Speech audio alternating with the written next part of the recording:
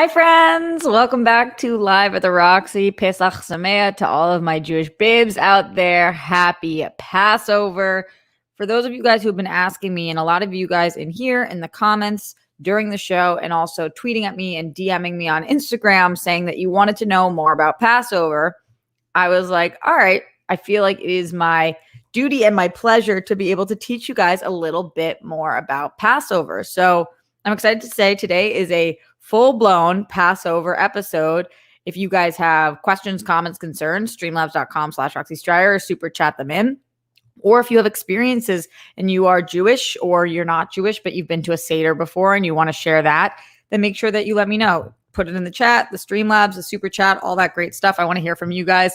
But this is just kind of like a Passover 101, and hopefully it'll be a little bit fun because Passover is by far and away the most intricate of our holidays. It is like a whole shebang. Passover is not it's not the same as Hanukkah, where I could say like, all right, the main parts of Hanukkah are you're lighting the menorah, you play dreidel, there's like a few different things. Passover is intense. Passover's got it's a whole thing, and there's a whole story behind it. So I kind of just wanted to talk a little bit about Passover, and then every family celebrates slightly differently. And of course, this is just my experience. Also, keeping in mind that I am a Reform Jew, which means that I'm not conservative, and that means that people who are more conservative than me would celebrate differently, and everybody celebrates all different as well. So for a lot of you guys who I see Lauren even just put it in the chat, I learned about Passover from Rugrats. A lot of people learned about all different holidays, Hanukkah from Rugrats. Rugrats did a great job, but there's not that many Passover resources out there unless you want to pick up books and, you know, all that stuff. So I just wanted to talk a little bit about Passover, and to my fellow Jews, hopefully you guys can relate to some of these things and talk a little bit about your experiences. And to my non-Jews, my guess is that you don't know, and I mean this in the nicest way possible, you don't know jack shit about Passover, because why would you? Why would you know anything about Passover? It's right around the time of Easter, so you guys are doing your own thing if you are Christian, and a lot of my non-Jewish friends just don't know anything about Passover. So I'm here to educate, and hopefully we can enjoy ourselves while we do it.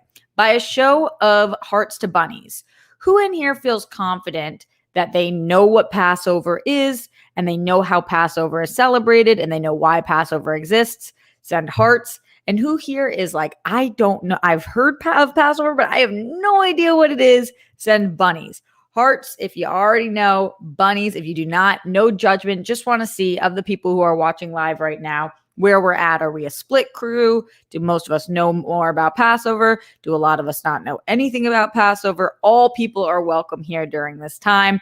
Also, there will be a fun phone call to Grammy herself, because we do a specific something on the Seder plate that a lot of other people do not do, that I wanted her to explain to you guys because it's pretty freaking awesome. Okay, so we're pretty split. We've got some hearts, some bunnies. Seems like more bunnies, more people who don't know, but a lot of hearts going on in here too. And that's awesome. And hopefully if I talk to you guys about Passover, then you guys can talk to your friends about Passover too. Anybody who's curious, and that can just kind of help spread the word. We were going to give Passover a whirl for World Girls, but because it is so intricate, there's so many moving parts, to actually put together a Passover Seder when you're not together with other people and have a Seder plate and all of that would have cost quite a bit of money, and also been incredibly time consuming, and we wouldn't have been in the same place. So hopefully next year we will do a whole Passover Seder so you guys can see what I'm talking about. But for this year, I'm just going to talk about the actual holiday. All right, before we get into that, I'm going to see if there's any questions, comments, concerns, things going on in the Streamlabs. So professional to keep her phone on loud. Yeah. Streamlabs.com/Roxy Stryer. Like I said, thank you to everybody who is joining us here today on the 28th of March. Passover started last night.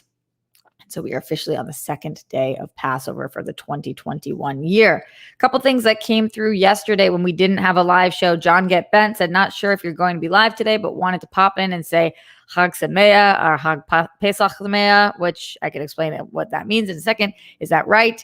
Have a great weekend. So Chag Pesach Sameach is totally right.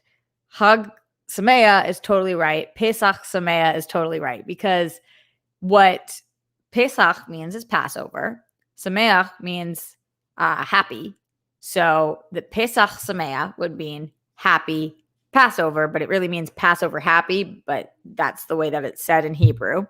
Hag is festival, which translates to holiday. So when somebody says Hag Sameach, it would be happy holidays or festival happy, but really happy holiday. So Hag Pesach Sameach means happy Passover holiday kind of thing, which is perfectly great. I usually, if I'm just seeing another Jew or on the phone with my Jewish family during the holidays, I'll just say Pesach Sameach, which means happy Passover. But all of those work. That's your first lesson in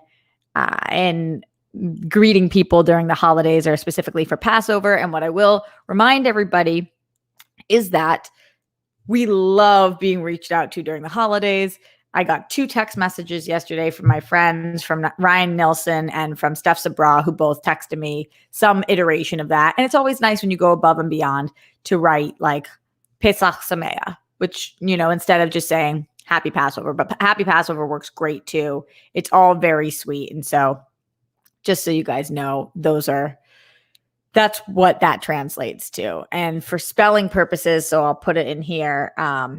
Hag is, but just for anybody who is listening, Chag. Pesach is Pesach. Sameach, which you guys know I suck at spelling anyway, so it's not that spelling really totally matters on these, but is Samech. Hag Pesach Sameach. Samech.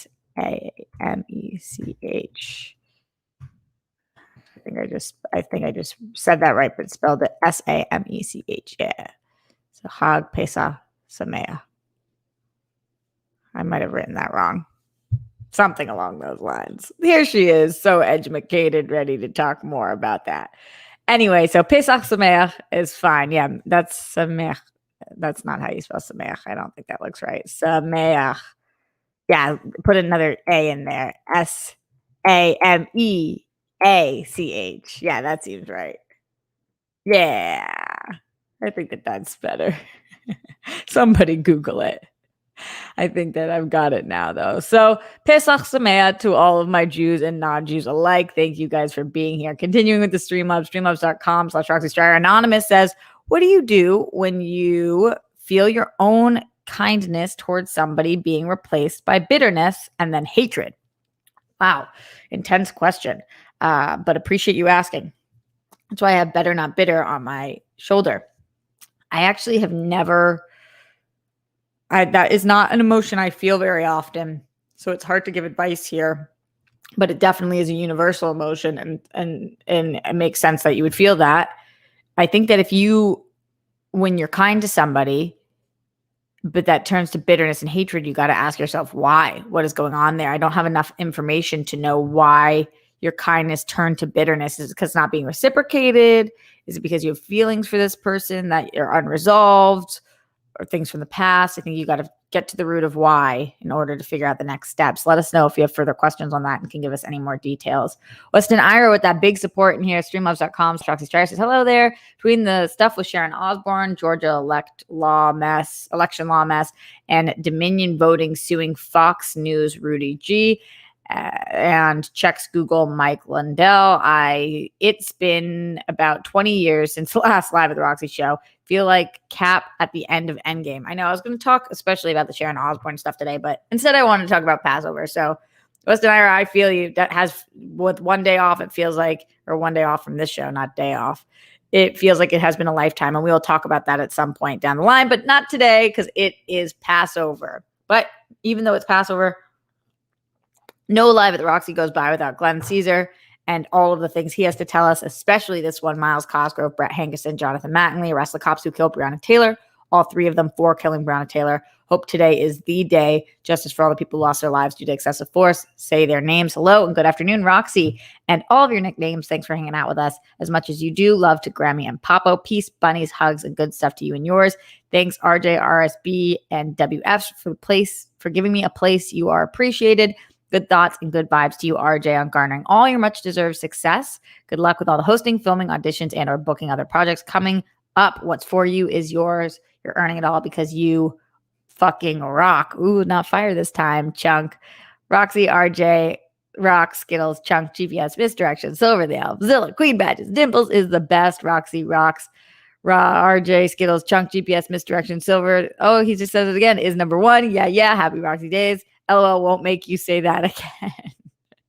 Positive thoughts to you, RJ, and all the rock stars and world friends who show up and give all their support whenever, however they can. Don't forget when it gets tough, even if you're by yourself, you're not alone. Everyone who's battling, keep on fighting. You're a winner. Remember, Roxy, and everyone who shows up for people. You're kind, you're smart, you're unique, and being so unselfishly loving and supportive of others, including strangers on the internet, means your story is important and deserves to be seen and heard. And if Glenn says it here at the show, we know it has to be true because that's just the way that it is. He then said, Hag Pesach Sameach, Roxy, and everyone else who's celebrating the holiday. And yeah, a phone call with Grammy is always a much welcome surprise. Thanks for always doing this and other special episodes for us. I'm interested to watch and learn. Awesome. So let's get down to business to defeat the Huns. It's not anything to do with Passover. That's just me going. So again, get in your questions. Ask me as we go because this is a lot. And you don't have to remember all of this. And the good thing is that Jews don't even have to remember all of this because we have this really awesome book called a Haggadah, which is not one book. There's all different types of Haggadahs, which is a book that you have during Passover. So when you have a Passover Seder, you sit down around a table and there are these books called Haggadahs, which range in all different forms from books that are 10 pages long to books that are 30 pages long. And what these Haggadahs do, and everyone at the table usually has one, and now in current day and age, a lot of times you'll have it on a Kindle or something or on your phone, but we have hard copy books at home. And the book walks you through what is Passover, what is the story of Passover, and how are you going to celebrate Passover via the Seder? So it's not even like Jews just have this shit on lock. We read the Haggadah and that's just a Haggadah, and we read the Haggadah and we go through the book and we figure out, okay, this is this, and this person says this, and this is how this works. So it's that intense of a holiday. There's that many steps that you have an actual book to walk you through it with pictures, and a lot of the Haggadahs too, especially ours had a ton of pictures and all of that. But what the Haggadah opens up with is you have the youngest person on the table. It's supposed to be the youngest person on the table. Again, every family does it different. And obviously the youngest person who can read because they read from the book, or the youngest person who has this learned. And they ask these 4 questions. They say, how is this night different from all other nights? They say, on all other nights, we eat chametz, which is leavened food, which I can explain in a little bit, and matzah. Why on this night only matzah? On all other nights, we eat vegetables. Why on this night maror? On all other nights, we don't dip even once. Why on this night do we dip twice? On all other nights, we eat either sitting upright or reclining. Why on this night do we all recline? So they ask those on all other night questions. So that's to answer the how is this night different from all other nights? And then the rest of the book kind of goes through all of those things. It tells the story of Passover, which is such. The Israelites were enslaved in Egypt because the Pharaoh, and by the way, this is as story goes, right? So I'm going to tell it to you guys as story goes. And there's all different kind of little variations of the story, but for the most part, this is what it is. The Israelites were enslaved in Egypt because the Pharaoh was concerned that there was a rising population of Jews and that the Jews would take over. And so he enslaved them all. And so the Israelites were enslaved for, I think it was 400 years or some very long amount of time. And then Moses comes along. Moses, who I'm sure a lot of you guys have heard of him, very popular Jew, very famous popular Jew. He comes along and there is what is referred to as the burning bush story. So it's kind of a longer story, but essentially Moses is born. He ends up growing up. He goes to the burning bush, and it's literally a bush that's burning. And God speaks through this bush and tells Moses that he has to go to the Pharaoh and get the Israelites freed, get the Jews freed, and that he needs to go and say, let my people go. So Moses does. He goes to the Pharaoh and he says, this came via God. And he says, let my people go. And Pharaoh says, nah, not doing that. And so then there are the plagues that follow because God's like not having it. The way that I'm explaining this is very hip. God's not having it. God's like, I gave this message to Moses to give to the Pharaoh. Pharaoh's not listening. So I'm going to wreak havoc on the Pharaoh and Egypt because fuck this. So the first thing that he does is he has Moses turn the Nile to blood. So Moses staffs down and the Nile turns to blood. And then goes to the Pharaoh. It's like, let my people go. Pharaoh's like, nah. Then God fills the country with frogs. Moses goes to the Pharaoh. Is like, yo, all the frogs. Clearly, this is because you're not listening. And Pharaoh says, no. Then there was a plague of gnats. Then came flies. Then came death to a lot of the animals. Every time Moses going, Pharaoh saying, no, no. Boils, which is disgusting. Then hail of like fire and hail. It was a crazy weather one. Then locusts. Then there was darkness. And still Pharaoh's like, no, no, no, no. And won't let the Jews go. And so God says, okay, that was the final straw. Instead, I'm going to kill the firstborn son of every family. The firstborn son of every family is going to die because you're not listening to me and you're enslaving the Jews. And I'm not down with that. So you either let these people go or this is what happens. And so he talked to Moses. God came through Moses and said, you need to take the blood of the lamb and you need to put it over your doors so that I know which families to pass on, because I don't want to kill the firstborn of the Jewish families. They're the ones who are enslaved. So if you've ever seen Passover images where there's the blood over their door, that was to symbolize Passover, our house, God, don't take our firstborn because we're on the same side. And so they end up doing that, and they take the firstborn. God takes the firstborn son of every family that didn't have the blood on their door, and that included the Pharaoh's firstborn son. And so the Pharaoh's firstborn son dies, and all the other firstborn son die. And so the Pharaoh says to Moses, go, be gone, take the Jews and leave. And so Moses does, and in a rush, they all go to leave. They didn't even have time for their bread to leaven. So this is why we have matzah, flatbread. But so they take all their bread and they don't even time for it to rise, and they try to get out. And then Pharaoh changes his mind and was like, nah, I know I just told you guys to leave, but no, I changed my mind. And so Pharaoh sends his people after Moses and the Israelites, and most of the Israelites are running, and they get to, you guys know, the parting of the seas. We get to the sea is blocking them. They think that they're all going to get stuck and they're going to die. And instead, Moses is able to, via God's help, part the seas, and their Israelites are able to cross the seas, part for them, and they're able to cross through the sea. And then when they're done, the seas all collapse in on each other so that Pharaoh's people cannot pass and cannot come through the seas.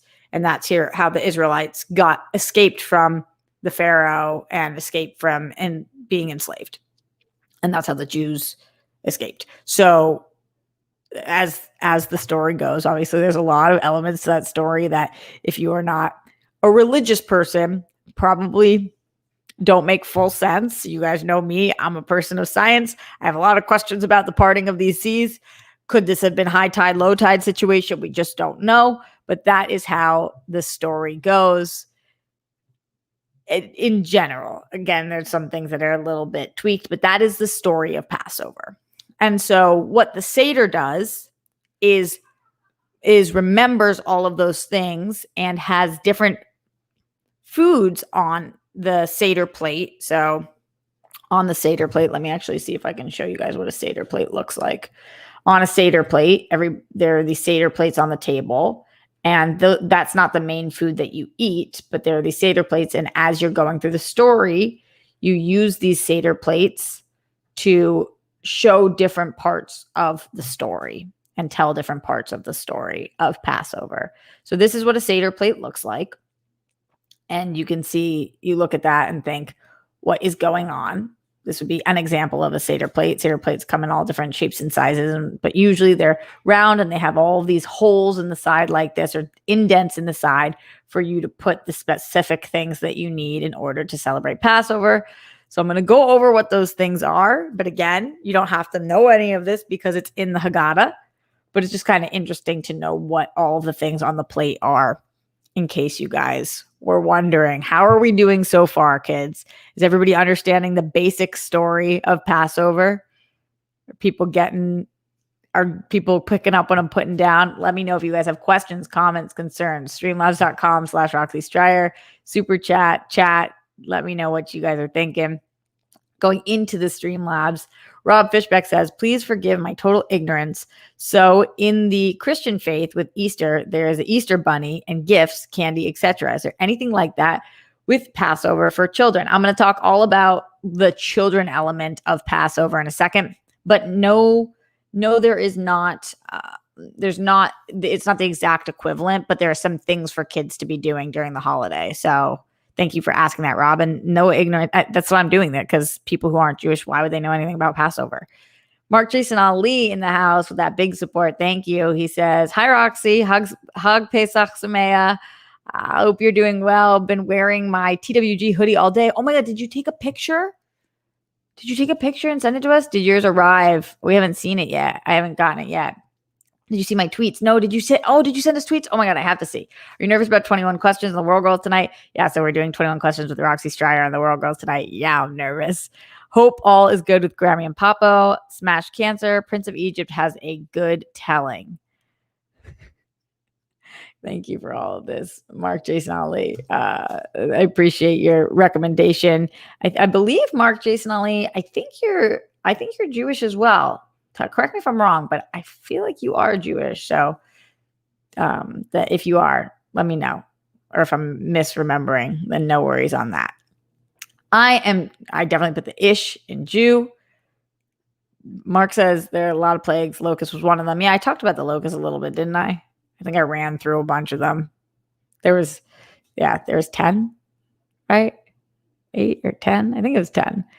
It was the blood, the frogs, the gnats, the flies, the death to animals, the boils, the hail, the locusts, the darkness, and the firstborn son. Yeah, I think that was 10. Mark says I'm half Jewish. Oh, awesome. That's great. Thanks for being here, friend. Okay, continuing on to talk a little bit about the other things that are going on. So let's talk about what's on the table. So there's Seder plate, and sometimes there's one, or if you've got a long table, like for me, Passover growing up, we had 30 people over for every Passover. So we would have a couple different Seder plates at different points of the table. And on the Seder plate is a roasted shank bone, which represents the Pesach sacrifice, an egg, which represents spring and the circle of life. So in a way, that's a little similar to Easter, the circle of life and all that. Bitter herbs, which that represents the bitterness of slavery. Haroset, which is something that you make that I actually think is effing delicious. People describe it as like an applesauce-like mixture, but I don't think it's like that. It's got wine, nuts, and apples. Everything's like chopped up. It's just sweet and so effing yummy. It's ridiculous, which is used to represent the mortar used by the Jews in Egypt, mortar, and karpas, which is often parsley, but you could also do like greens, which represents spring, so similar to the egg. And those are in general what's on the Seder plate. In my household, we add something different on the Seder plate. We add an additional thing on the Seder plate, which a lot of New Age Jews, if that's what we want to call them, will put on their Seder plate. And that is an orange, which you will not see on traditional Seder plates, but you will see on ours. And I'm going to call Grammy right now and have her explain to you guys why in our house we put an orange on the Seder plate. Hopefully she picks up. I gave her a heads up. I said, I'm going to call you to ask about the orange. She said, I explained this yesterday at Passover. I said, I know. You just explain it well. I want to hear from you. Hi. Hi, Grammy. Oh, I forgot all about that. What do you mean? I just called you. Anyway. Wait, okay, so Graham, you are live at the Roxy right now, and we wanted to know why in our house do we put an orange on the Seder plate? Okay. I love the story, and it's true. It was factual in a synagogue in Florida. I don't know whether you're the people that watch you know that in a temple, in a synagogue, there's the bima. That's the stage where the rabbi stands and talks to you, or the little boy being bar mitzvahed stands and recites his portion of the Haftorah. That's where the president of the synagogue will sit like a stage, right? Mm-hmm. And when they realized that if the president of the synagogue could male of the men's club, if they could sit on the stage on the bima, then so could women. Wait, hold on. It's Mark Hyten from Canada. Okay, can you call him back in a minute, or do you need to? I'll call you back, Mark. Okay, well, she picked up the call. Okay. So they realized that if men could sit on the bima, then women could sit. The women's organization, the women's club of the synagogue, said, why can't we sit on the bima too? And with that, the rabbi got up and said to the congregation, women have as much right to sit on the bima as an orange on a Seder plate. With that, women after that sat on the bima, and there's an orange on our Seder plate because women have the same rights that men do. Thanks, Grammy. I appreciate you telling us the story. And I appreciate you deciding to call Mark back and knowing that the rock stars are more important than Mark in this moment. Anyway, happy Passover to you. Happy Passover to you too, Grammy. I love you. I love you too, baby. Talk Bye. soon. So that is why we put an orange on the Seder plate, because there was a time in which women could not be on the bima. The rabbi said women have a place on the bima as much, and F that rabbi, but women have a place on the bima as much as oranges could be on the Seder plate. So every year we put our orange on the Seder plate. And it's just to signify that even though all of this is very traditional and old school, times are changing, times do change. And we're a family who obviously believes that women can be on the bima and oranges can be on the Seder plate. And that is the way that we do it. So the orange goes on the Seder plate. And that is the reason why. But again, that if you go to most households, that would not be something that take place. But there are some Jews who do that. I hope she calls Mark back and everything goes well. So on top of the Seder plate, not on top of it, but in addition to the Seder plate, there are other things that are on the table for Passover. A couple of those things you guys probably know about. A couple of those things you don't know about. There's matzah. Traditionally, you're supposed to have 3 pieces of matzah, but we have a ton of matzah on the table. Which, if you guys don't know what matzah is, it's like bread. It's like a cracker. It's like a big cracker, but it's really unleavened bread. And that represents the bread that the Israelites took with them when they fled Egypt, and that they didn't have time for the bread to rise. And so during the 8 days of Passover, Jews don't eat leavened bread. Now, there is a difference between the Ashkenazi and the Sephardic Jews during this time. I don't know why, but Ashkenazi Jews, which is what my background is the Ashkenazi Jews do not eat, they don't eat leavened bread, but they also during this time don't eat rice and a lot of other things like that. And Sephardic Jews just don't eat leavened bread. I don't know where that comes from. I could probably do some more research on that, but different people have different things that if you're keeping Passover, it means that you're not eating leavened bread during this time, essentially. And it started last night, and then last Jewish holidays start at sundown, as I've told you guys. So it would last for 8 sundowns after that. So that is how long Passover is. And the Passover changes every year, the date, because as I've explained to you guys about the Jewish calendar before, it's not the same calendar as ours. So it's not on the same date every year, but it's usually around this time of year, sometimes in April, end of March, April. That's when Passover usually is. Also on the table, there will be a couple of glasses of wine. There's an extra cup of wine for Elijah the prophet. So you leave a chair open and a glass of wine for Elijah in case he comes to join you. That's a tradition you do. And then there will be specific wine glasses, like a Kiddush cup, because you're supposed to have at least 4 cups of wine during Passover. Passover is a hammed holiday. You usually get lit city during Passover. There's also salt water to represent the tears of the slaves. And so those are things that you see all around the table. And then on the chairs, often you'll see pillows. And this is because during Passover, you're supposed to recline at the table, which symbolizes being free.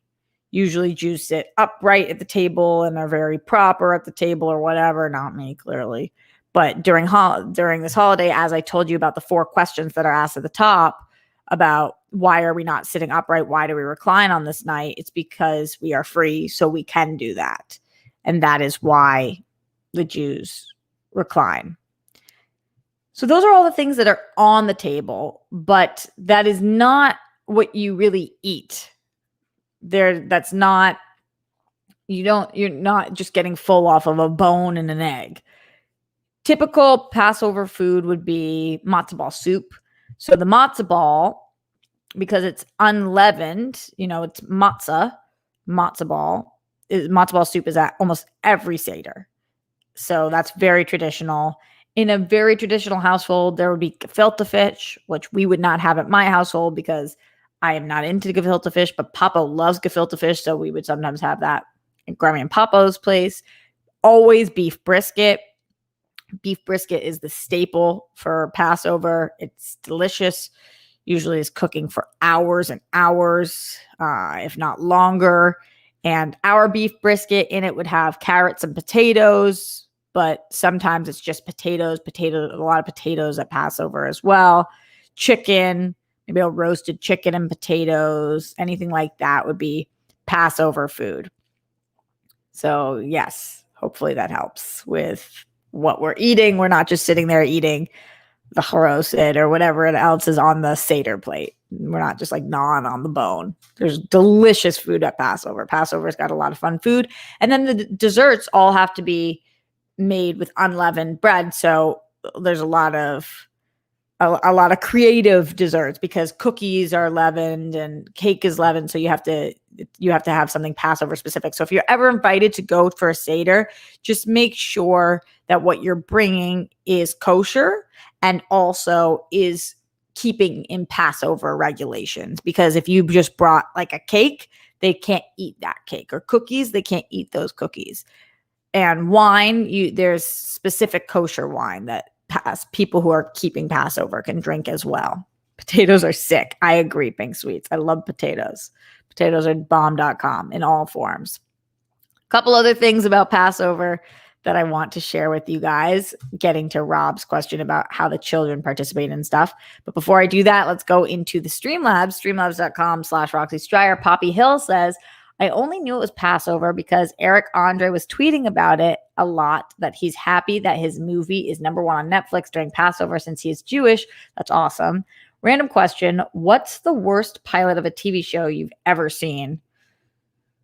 Wow, I have no idea. I really would have to think about that. Worst pilot of a TV show I've ever seen. Oh my God, I have no idea. Like, I'm going to have to get back to you. I can't even think of one that was like, oh, that was trash. I think that the Parks and Rec pilot wasn't great, but only because the show was so amazing by comparative, but it's not like a horrible pilot. Let me think, Poppy help.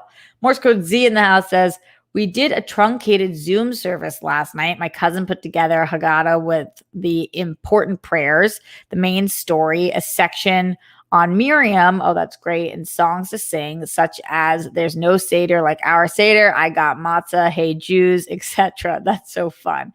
Yeah, every family kind of does it differently. And the Zoom Seders are very popular this year, obviously, because everybody's all over the place. There's a lot of singing during Passover as well. There's a lot of prayers, but depending on your family, how religious they are, what parts are important to them, you'll see all different things and different stuff that are in different Haggadahs. So yeah, that makes great sense. And I love that you did that. Big Mo podcast and just stopping by. Love you, rocks. Love you, Big Mo. Thanks for stopping by. I appreciate you. And thank you for that super chat. So, okay. Another thing is the hiding of the Afikomen. So let's see. How do I explain this? Okay.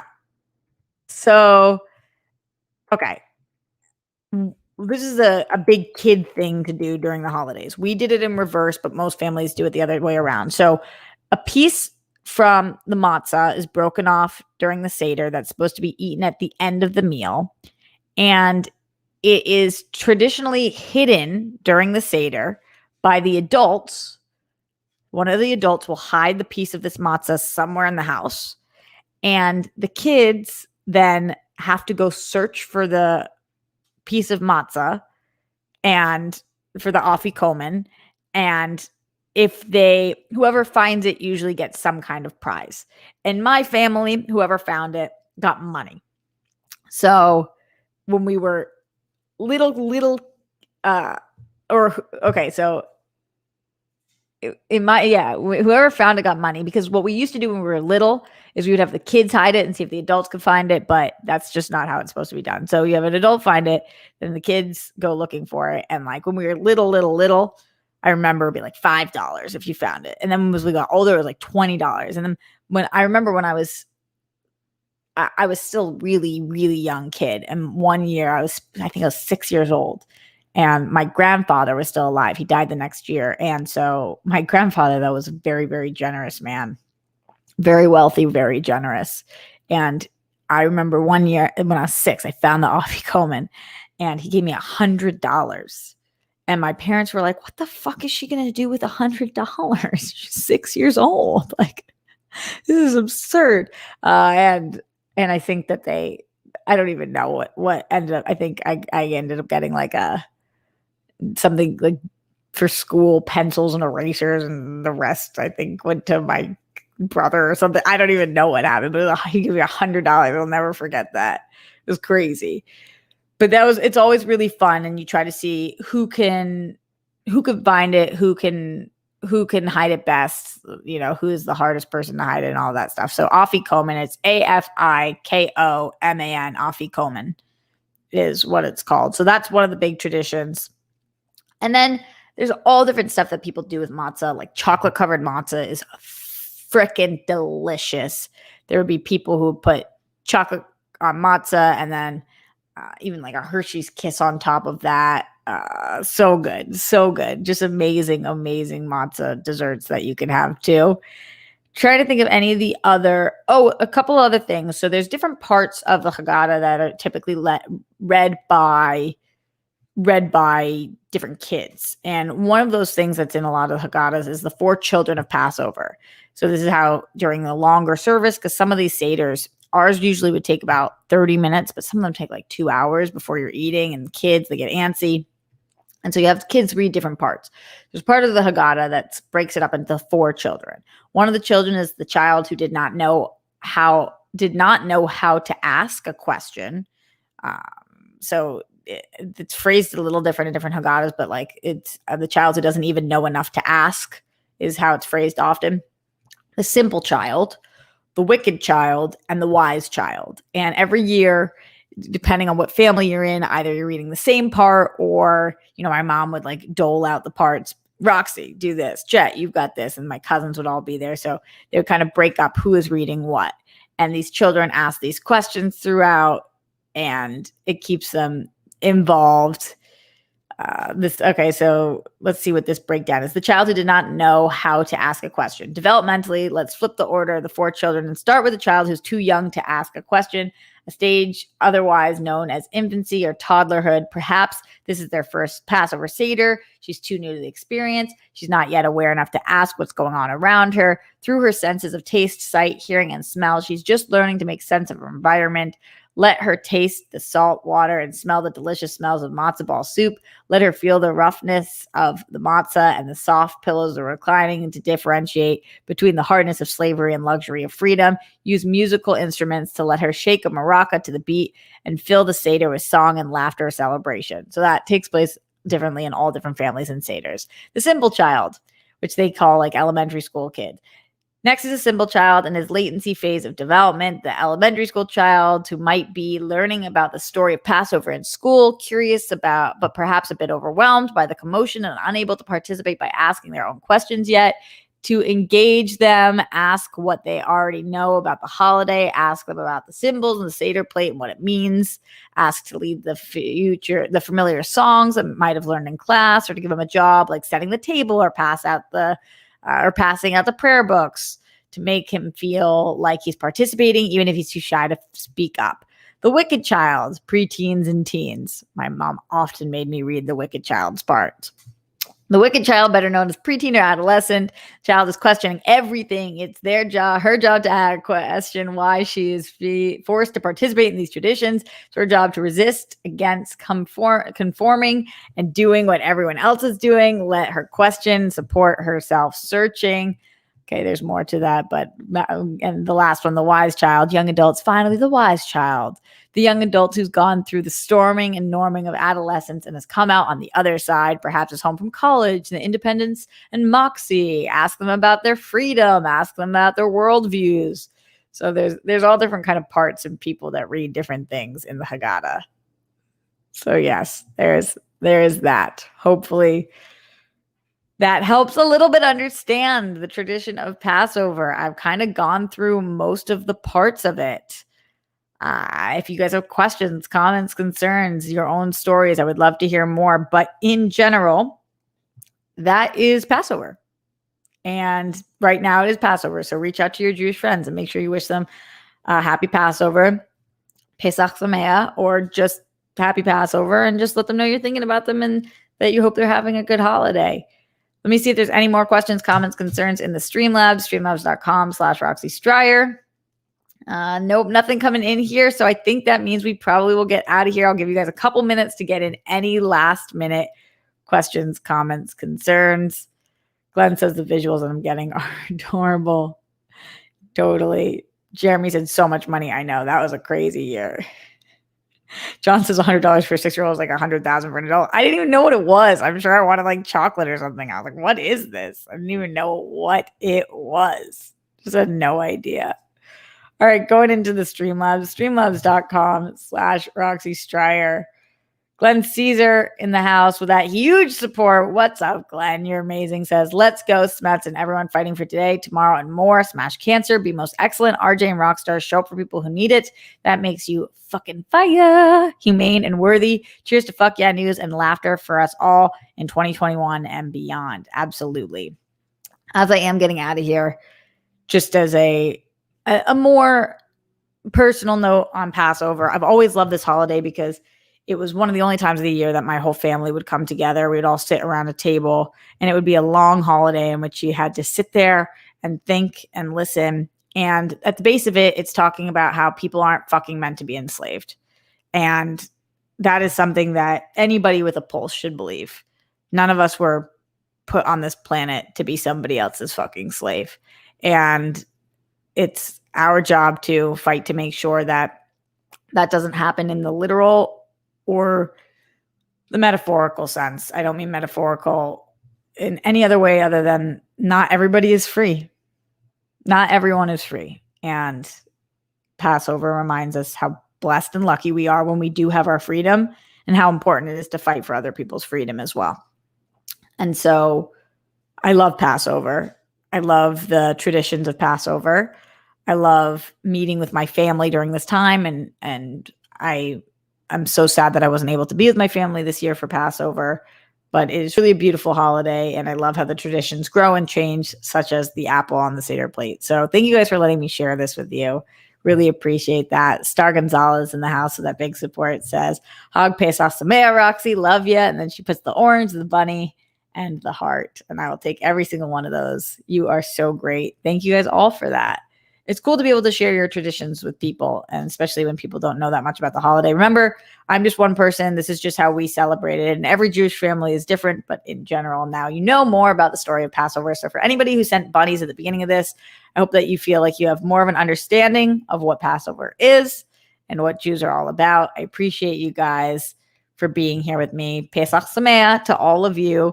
I will be live in the World Girls tonight at 7 p.m., where we are going to be giving me a whirl. We are doing 21 questions with Roxy Stryer. I have no idea what they are. I'm very nervous for them, so we'll see what happens, but make sure you join us live there. Again, that's 7 p.m. youtube.com/The World Girls. That's 7 p.m. Pacific. If your internet's out, make sure you blow on it. Hopefully you've already made your bed at this point. Put down that toilet seat and lid. Brett Miles Jonathan, arrest the cops who killed Breonna Taylor. Don't trend with the Holocaust. It's a big one, especially not during Passover. I mean, never, but especially not during Passover, but also just never. One more Streamlabs coming through right now. Sonia Frameth. Thanks, Sonia. Says, happy Passover, Roxy. That's so sweet. I really appreciate you and everybody in here. Much love to all of my friends, which is all of the rock stars. And I will see you guys live at the Rocks. I'll see you tonight for World Girls, and I'll see you live at the Roxy tomorrow, Monday, March 29th.